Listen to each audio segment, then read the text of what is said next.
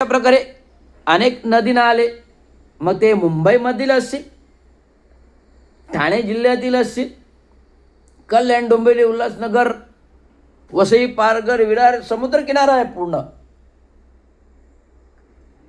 Ghodbunder, China क्रीकची खाडी तिथे वाशीला मिळते, तिथे उल्हास नदीला मिळते. असं संपूर्ण चारी बाजूने मुंबई समुद्र, अरबी समुद्र, पाणथळ क्षेत्र आहे. जर या पाणथळ क्षेत्रामध्ये जर मुंबई आजच्या या स्थितीमध्ये प्रचंड गजबजपुरी झालेली आहे, गजबजपुरी झालेली आहे. किती रस्त्यांचा विकास कराल? जागा शिल्लक पाहिजे ना. किती रस्त्यांचा विकास कराल?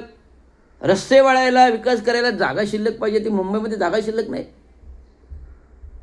मेट्रो आली, फ्लायओव्हर्स झाले, कोस्टल रोड झाले,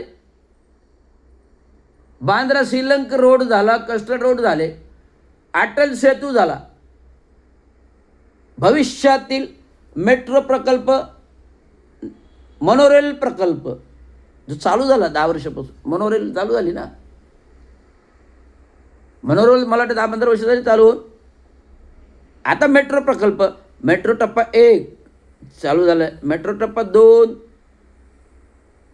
चालू झालं आहे, मेट्रो टप्पा 3, 4, 5 हे संपूर्ण मेट्रोचं झालं. मुंबई ते ठाणं ते कल्याण, डोंबिवली, उल्हासनगर ते वसई, विरारपर्यंत संपूर्ण होत चाललेलं आहे मेट्रोचं जाळं. परंतु मुंबईमधली